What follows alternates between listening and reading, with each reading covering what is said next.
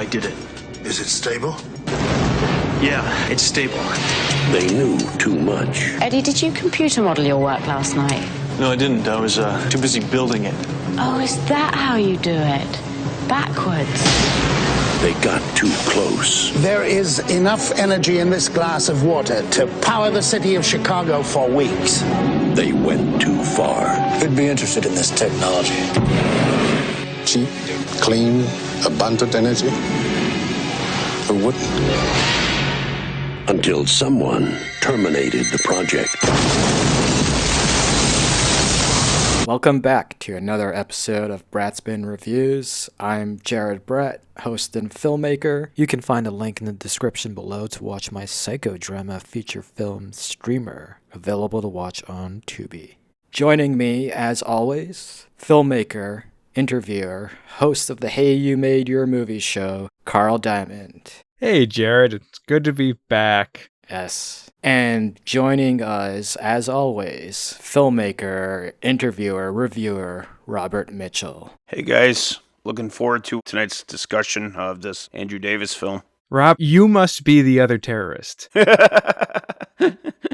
I can't really say. I have an appearance before Congress next week. It's going to be really awkward and kind of like, what's the point of this scene? This episode, we are talking about Chain Reaction, released in 1996 and directed by Andrew Davis. Summer of 1996, I believe. Yeah, I watched the trailer today and it said summer. Because the interesting thing about this, in terms of the trajectory of Keanu Reeves' career, he had a huge comeback and resurgence as an action star with Speed in 1994. That was a summer movie. The summer after that was Johnny Mnemonic. That was a box office bomb. And then the summer after Johnny Mnemonic was Chain Reaction, another box office bomb. So it's like he had all this good grace with this major successful hit, and then these two studio releases in a row following Speed just kind of killed his cachet at the moment. Couldn't really recapture the magic of Speed. If you look at his ebbs and flows over his career, is that he manages to always have a hit that really captures the zeitgeist of the moment. Then he does a slew of movies that just don't catch on with people. The audience starts to kind of write off Keanu Reeves, he just seems like he's disappeared for a bit, and then he'll just come back out of nowhere with another hit that will capture the zeitgeist again. The first John Wick movie in 2014 was exactly that. The Matrix in 99. Yeah, he's done Speed, The Matrix, John Wick, but what was between The Matrix and John Wick? A bunch of stuff that you don't really, not everyone has probably seen, but stuff that maybe is forgettable. Another interesting thing is, I think it was in 1995, between Johnny Mnemonic and then Chain Reaction getting released, he was in Winnipeg, Canada, playing Hamlet on stage. I would have loved to see that. I'm biased. I suggested this movie to do a Keanu Reeves movie because I've always felt it's underappreciated, and I really do enjoy it. But like I said to you guys, to me, this movie is basically The Fugitive. It's by the same director as The Fugitive. I don't think it's on the level of The Fugitive, but I think it's got that pace and that chase film energy, that sense of paranoia. I'm a sucker for these old-fashioned, paranoid kind of conspiracy thrillers, and I think there's some of that in this movie. To me, it's okay, The Fugitive with Keanu Reeves, I'm in. And Andrew Davis, I don't know what he's done recently, but he does have some really solid action movies in his resume. He did two of the best Seagal movies. I think Seagal had 5 good movies, and he directed 2 of them, Above the Law and Under Siege. That's an achievement, if you can make Seagal look good. Yeah, he had those first 5 movies are good, and then it was straight to DVD. That was great, too, to see Chicago once again, because you see it in The Fugitive, you see it in Above the Law, and then this film starts in Chicago. I mean, to me, The Fugitive is really a class act thriller, suspense, action movie. But yeah, I just think Chain Reaction is a very solid suspense thriller. There are characters in The Fugitive, minor side characters, that pop up as the same characters in Chain Reaction. After the lab blows up, the reporter reporting from the scene is the reporter reporting from the scene when Harrison Ford is being arrested for the alleged murder of his wife at the beginning of The Fugitive. The two cops One of them's got like this mustache, the other guy's the heavier guy with the gray slicked back hair. They're the two cops that initially are interrogating Harrison Ford. There's a henchman, just a random henchman in Chain Reaction. He's the last guy fighting with Keanu Reeves at the end of the movie. He is the prisoner that escapes with Harrison Ford from the bus. So that guy is just the same actor, but playing a different character. But you could make the case that Chain Reaction takes place in the same universe as The Fugitive. That's fun to think about. Which then you can also make the case that it's just Andrew Davis going through the motions. The studio being like, just give us The Fugitive again. I don't know how this movie came to be, but you could take that more cynical outlook on that. That's a very pessimistic way of looking at it. Yeah. It's not unimaginable. It's possible. It's conceivable that that's what happened, because I'm very pessimistic about Hollywood. It's all money. Yeah, I mean, The Fugitive worked, and The Fugitive's great. Like, it's beautiful. This one feels like... It really does kind of feel like they took The Fugitive and ripped out Harrison Ford and put Keanu Reeves in it. And it does feel a little thrown together. It's still very fun, but maybe not as polished as The Fugitive. That's what makes me think, oh, maybe they just wanted to recreate the magic of The Fugitive with Keanu Reeves, the guy from Speed. I mean, for me, it's like I've seen The Fugitive so much that this is a movie I put on when I want to watch The Fugitive, but I just feel like I just watched it because I could replay the entire movie in my head. In doing that, I've found new things to love about Chain Reaction.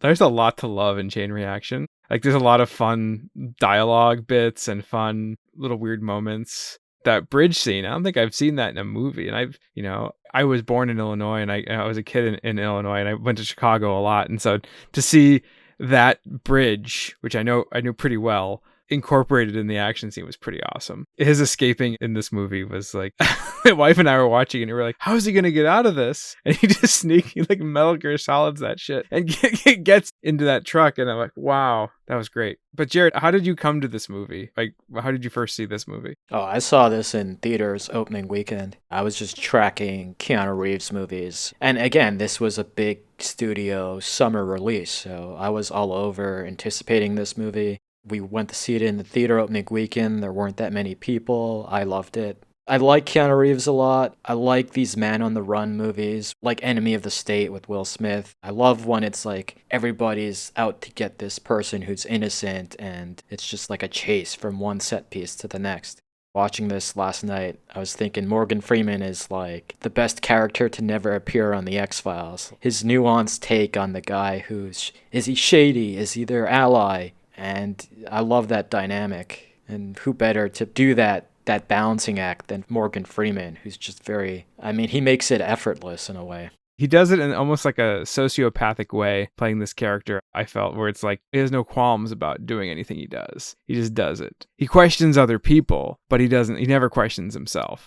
He's certainly very calculated, and you can see the gears spinning, but he's calculating and figuring out his next move. I just want to ask one question. How does Morgan Freeman keep getting cigars in this movie? Like, he smokes a cigar and throws it away, and then has another one, smokes it for like a second, and then throws it away. I was noticing that every other scene, he was taking out a new cigar. He's got unlimited supply of cigars. Well, there was like tanks that could explode all around you too. That's true. It's the worst place to smoke a cigar, but he didn't care.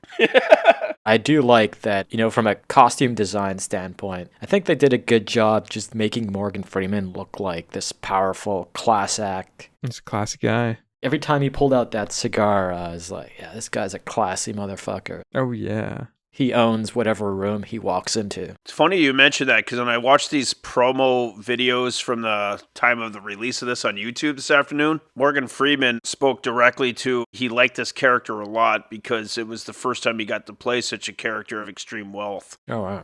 Well, actually, when this movie came out, from my perspective, I was very familiar with Morgan Freeman, even at the time, and I'm like, it did feel like a different type of role. I equated Morgan Freeman to all these, hard-hitting dramas, obviously Shawshank, stuff like that. I remember even seeing him build alongside Keanu Reeves. I'm like, whoa, this seems different.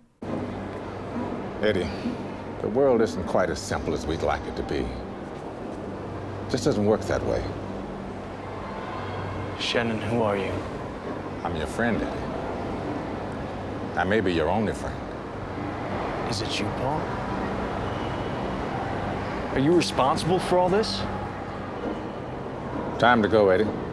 Following that, though, he played a lot more of these kind of characters. Look at his costume, look at his suave, his wardrobe in this movie, and you gotta think every other movie that came out after this, the costume designer was probably looking at this film and going, okay, how do we dress Morgan Freeman? Seven, Along Came a Spider. Every time he plays a detective, it's like that really suave style. Rob, you just watched this movie for the first time, right? Yeah, I didn't even hear of this movie until you mentioned it. So I guess I was one of the many people that summer of 96, not in the theater, of course. It's funny because I know all the Keanu Reeves leading up to it. I know the ones a couple of years after this, and for some reason this kind of, I guess, came and went in theaters really quickly. So yeah, I had only just watched it just a couple days ago. Oh, you like me, first time viewer. Exactly. It was rad to come into this thing and not know really anything about it. The first thing that drew me into it watching it is, winter in movies is obviously a season that's faked a lot of times for various reasons. One, it's a pain in the ass to shoot in the winter and budgetary reasons and all that. But that's the one thing that drew me in almost immediately is you can't fake a Chicago and Washington, D.C. winter. You can see the breath coming off the actors as they're as they're in these scenes. The winter in this movie is phenomenal. I mean, the scene when they're escaping on, what do you call those? Fan boats. Yeah, that just makes me cold watching that scene. I didn't even know that those could go on ice. Her having hypothermia right after that also makes me cold. Oh yeah, the scene where they go into the house and he's just trying to make her as warm as possible. Where he's warming her up in the bathtub. I leaned over to my wife and said, now push her underneath. That's the only way to send her to hell. Yeah, I was thinking of Constantine. We should mention we are talking about Rachel Weisz as the co-star in this movie. The youngest she's ever looked. I was looking for Rachel Weisz amongst the cast, and I was like, oh yeah, there's Rachel Weisz. Damn, she looks young in this movie. Every review I've ever seen, coverage on that movie, Constantine, I never hear that, oh, and you guys are working again, or the re-team of, it's like, yeah, nobody's talking about fucking Chain Reaction. So it's our job to do it. I was watching some vintage interviews that they did for publicity when the film came out in 96, and Rachel Weisz was saying that the casting directors had seen her in a play, and that's how she got the audition for this movie. She also was talking about that, specifically that fan boat scene, how when they got up to work that morning, Chicago news announcers were saying it's going to be minus 40 out there. Do not go outside, whatever you do. And she's like, here we all are going out to make this movie in the middle of winter. And yeah, the hypothermia and that, I mean, a lot of that stuff was real. Yeah, it looks like Chain Reaction's their first big Hollywood thing. Eddie, what are you doing? The best I can! Stop up! It's a super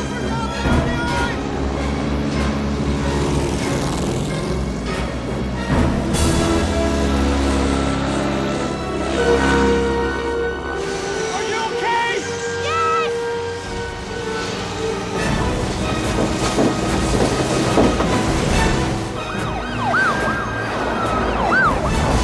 Think of her and Keanu Reeves and Constantine, and her specifically, she's pretty badass in that movie and a very, take action person. And in this movie, she's so innocent. After the hypothermia and that henchman guy is invading the house and she finally knocks him over the head with the toilet cover, I'm like, yes, finally your character has done something.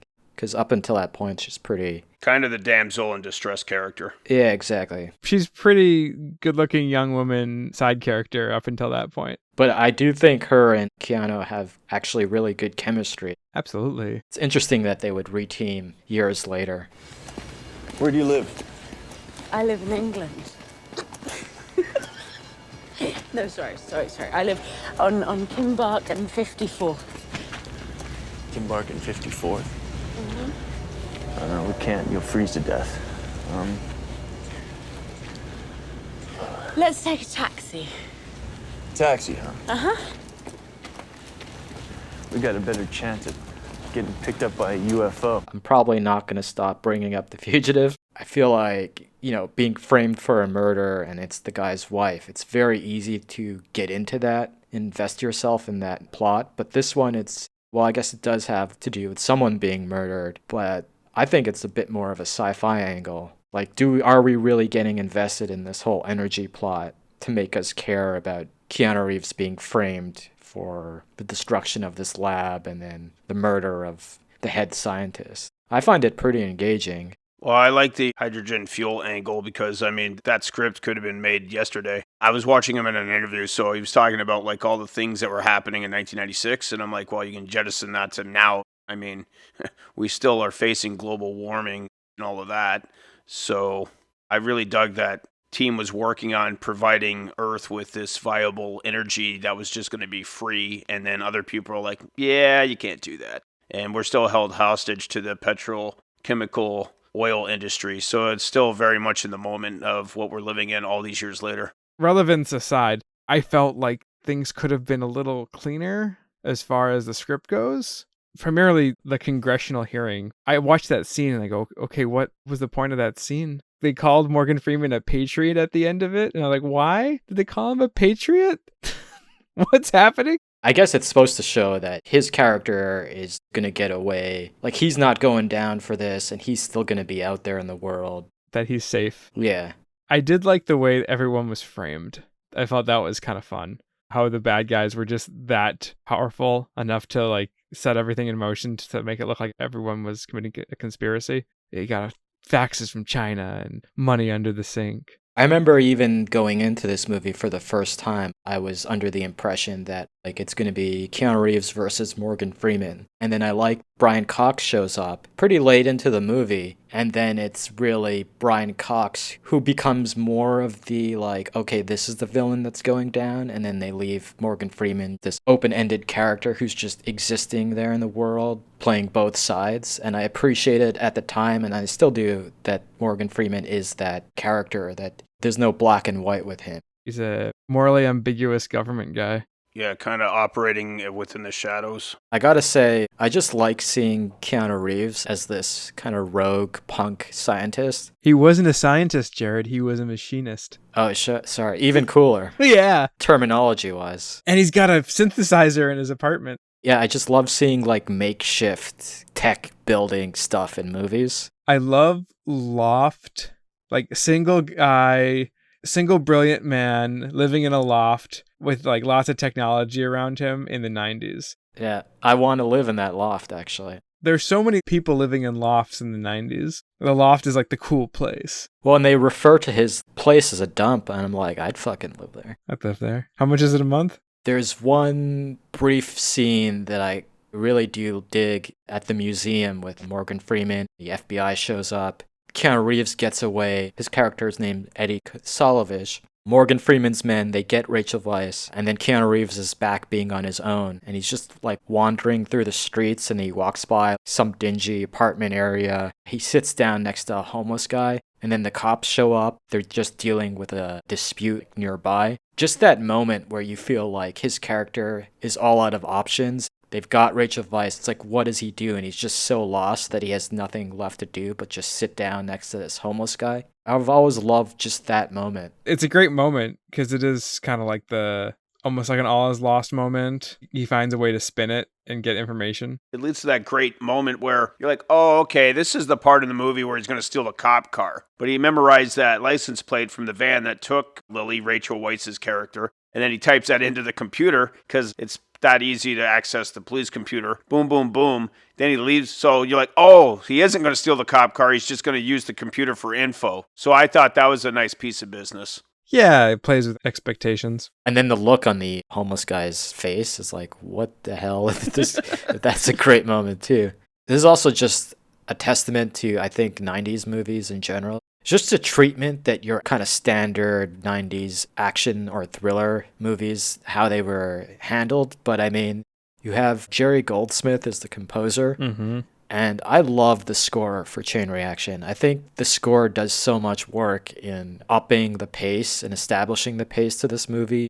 And there's just this really cool guitar riff, specifically in that bridge sequence and then the sequence we were just talking about. Yeah, the score to me in this movie just keeps propelling it forward. 90s movies, scores for even your regular thrillers are very memorable. Yeah, the 90s movies, they just went hard. CQ493.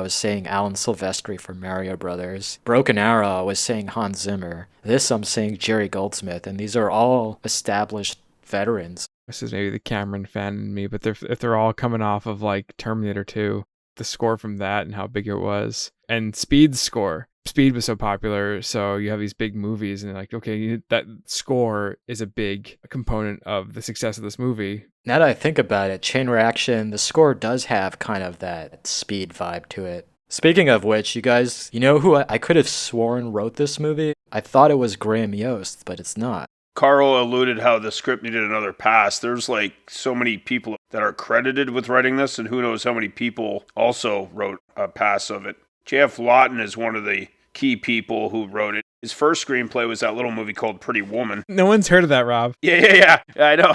Getting into these little cult classic films. When reading about the film today, I'm not sure if it was that J.F. Lawton, but they did bring some screenwriter in once Keanu was cast just to work on dialogue for Keanu Reeves' character, Eddie. So there was a lot of people writing pieces of this thing here and there along the way. His character doesn't have a lot to say, but it's a testament to Keanu Reeves' on-screen presence because he doesn't need to say a lot. Like, it's very easy to be on his side and start rooting for him. And there is a vibe to him that is just kind of like the loner slash rebel slash guy with a good heart at the end of it all. Andrew Davis in 1996 promotional materials, he likened Keanu Reeves to Steve McQueen. Oh, wow. Yeah, so that's pretty high praise. It's very flattering. That's one thing I liked about this movie is Keanu Reeves is understated in this. You know, he's got to hold his own against one of the great actors of all time, Morgan Freeman, and that's no easy task.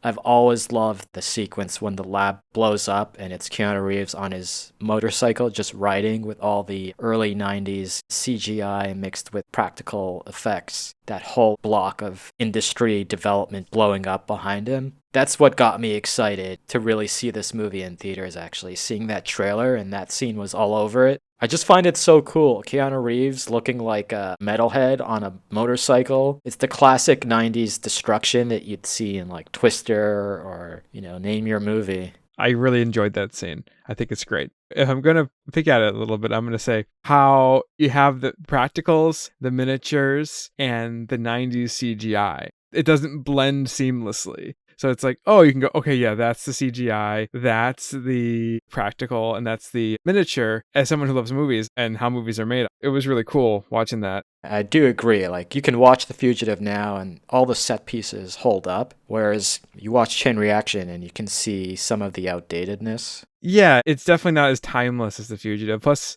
I think The Fugitive has a lot more, like, memorable, quotable moments.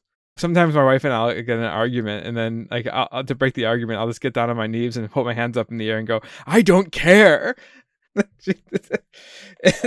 and we both automatically know what that is. There's no real moment, I feel like, in Chain Reaction. I don't think there's really any tunnel moment. I think the bridge comes close. I mean, you're watching this guy run up a bridge that's elevated, and again, with the music, it's pretty riveting, actually. I love this about 90s action scenes. They're so practical and they're so like on location.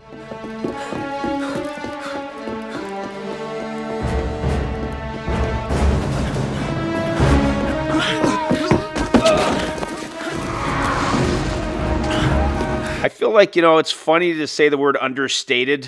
Listen to the conversations and like the bridge set piece is absolutely a great action set piece, but yeah, it doesn't go all the way cinematically. That's one thing I liked about Fred Ward and Kevin Dunn as the FBI guys. Like, they're not these over-the-top cartoon characters. They're understated, and Keanu Reeves' performance in this is understated. He's not going for some giant big moment. So that's one thing in this giant summer blockbuster with these action set pieces, I appreciated the performances. As far as like 90s thriller FBI guys go, where FBI guys are usually like these soulless G-men who are hunting down the character, these FBI guys actually do a lot of FBI guy stuff and actually have some reason.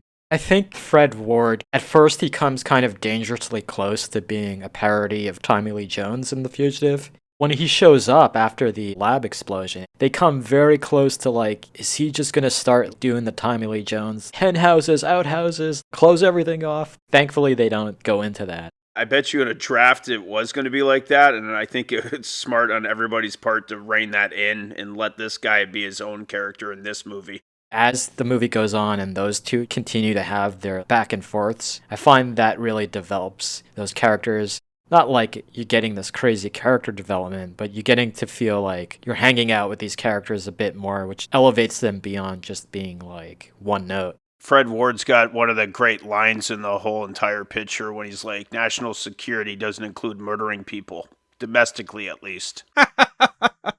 It's a great line. There's that moment where Fred Ward and Kevin Dunn are going into this congressional hearing where Morgan Freeman is speaking. And Kevin Dunn is saying to Fred Ward, he's like, I don't know how you did it, but you got me into this. And then Fred Ward is like, yeah, I know a guy. And then Kevin Dunn's like, well, who's the guy? And then Fred Ward is like, he's a guy. Like, he's not going to give up his contact. That's a moment where I feel like now I'm really getting into the dynamic of what these two are like. National security does not include murdering people.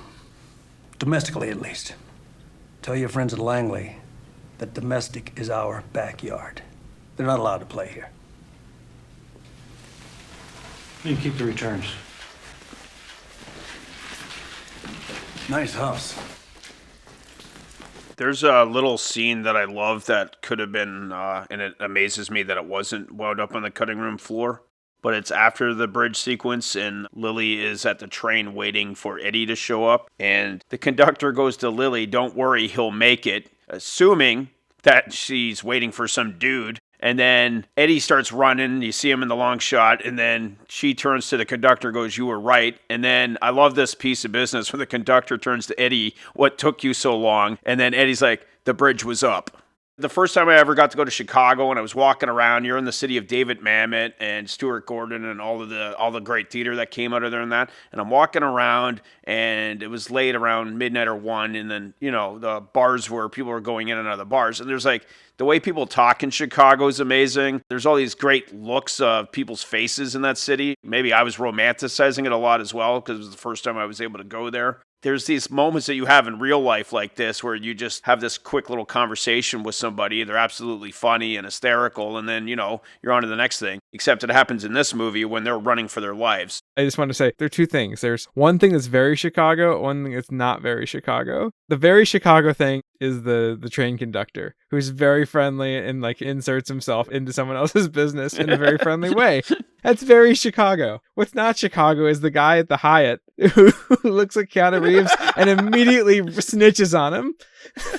Chicago is a place that has a deep history of gangsters. We're not going to snitch on anybody. That guy's a tourist from Iowa. That guy's a dick. Yeah, I was like, you're putting way too much thought and energy into this, buddy. It's like, hey, it's that guy. You're going out there in the cold, and now you're trying to flag this cop down? Like, you care this much, you fuck? You watch these kind of movies, and these movies work or fail on how they get their characters into crazy situations and how they get their characters out of crazy situations. And, you know, it works on the bridge. I like how he gets off the bridge when he jams the gears. I think there was a lot of play against these kind of action thriller genre pictures with the cop car scene where he doesn't steal the cop car. And then, you know, he doesn't have that big fugitive jump. So they're kind of playing with our expectations. Plus, there's a lot of pressure, I think, on Andrew Davis. As much as they want to recreate the success of The Fugitive, maybe not make it a carbon copy of. They could be trying to subvert things or like kind of go, hey, you're expecting this and, you know, we're going to give you that, which is subverting. Yeah, I mean, it works on the boat where that's great, where he kind of jams it and it keeps going and the helicopter keeps chasing the moving boat while they get to run off into the woods. I mean, we can talk about when they're in the lab and they're the only two left in there while everything's going to hell and they're locked in there. And then he gets that hydrogen tank and pops the lid off so it explodes and then knocks the slab off to get underground. That's like a science rules moment. Yeah. And it's smart, and it's to the characters. They would know how to do that. And Keanu Reeves he's brought a lot of ideas in different movies. I'm thinking of a specific moment in Constantine. If you remember, he traps a spider under a glass of smoke from his cigarette. He's like, "Welcome to my life." And that's a line he just came up with and added into the scene. And I was thinking a moment like that in this movie might be when he drops Lily off at her house and she's living upstairs from Dr. Alistair. And then he looks over at the doctor's credentials hanging on the wall and he's just like, wow. Yeah. Like, it's just a small moment, but I'm thinking that wasn't in the script. Wow. You look at these 90 movies, and of course, they're shot on film, and there's that great grainy quality of them. And I started looking at who shot this film. Saw there was a man by the name of Frank Tidy, who also shot Under Siege. But one of the films that he shot that stood out to me as well was he shot Ridley Scott's first movie, The Duelist. Oh, really? Yeah, and he shot this other film, which I saw because I bought some 10-pack of like things like Stranger Things or whatever, but they're always great because you don't know what you're going to find in them. And there was this movie called Space Hunter Adventures in the Forbidden Zone, which was this giant movie with Molly Ringwald, which completely bombed. It's good for a watch, but so anyway, but yeah, I thought it was fascinating that Frank Tidy also shot Ridley Scott's first movie, The Duelist. He brought a lot of cinematography weight to this film. There's a pretty impressive shot. It's not a set piece or anything like that. I also just love red lighting in movies. It's great. When he shows up at the observatory, it's all drenched in red because it's night. The shot starts looking up at the sky and then kind of comes down and spins around and gives you a sense of the room. Then you see Maggie and then you see Keanu and Lily in the entrance. Simple setup, establishes the space and then all the characters in the room. Yeah, it's well done. I mentioned Brian Cox before. The great Brian Cox. Any scene with him and Morgan Freeman is just, I find, really juicy. Because him and Brian Cox are kind of taking jabs at each other professionally throughout the movie. Like, Brian Cox is like, I'm not going down for this. Morgan Freeman's like, I know. And then right up to the end of both of them getting in the elevator, there is a lot of tension and suspense in that moment. You don't know who's going to be the last man standing when those elevator doors open. I remember my first time watching it, I wasn't even sure Morgan Freeman was going to walk out alive. It does feel like Brian Cox is going to get him, and then Brian Cox is going to be the guy who gets out. I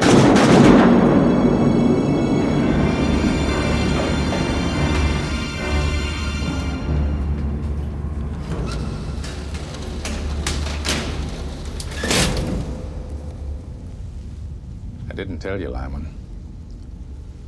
But your retirement had already been arranged. Yeah, that's a great scene in the elevator. And I also love when the hydrogen fuel thing is going to explode at the end of the movie and everybody is leaving. You know, those henchmen must get paid a hell of a lot of money or have stock options because everybody's leaving.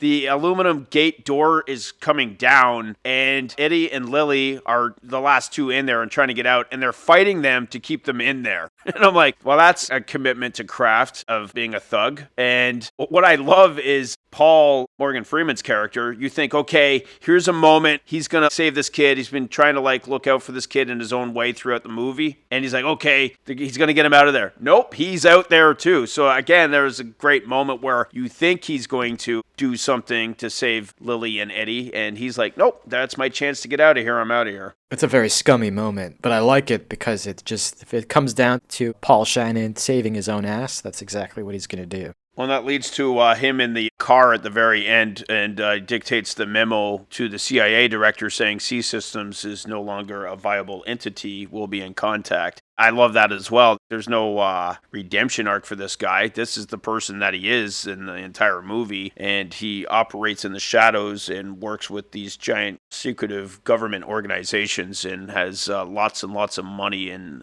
technology at his disposal. I loved how he gets in the car and it's off to the next business venture. You know, at the end of it all, movies like these somehow I find get better over time because the days of, pure practicality and on location, good score music, we used to take it for granted and now it's just not the case with every movie. So I find movies like Chain Reaction get better over time. It's a lot of fun, and they don't make this kind of fun anymore. And if you're a fan of Keanu Reeves, I think you should go check it out. And if you're trying to learn more about 90s action movies, it's a must-watch. This is a cooler Keanu Reeves role. I want fans of Keanu Reeves to maybe check this movie out if they haven't.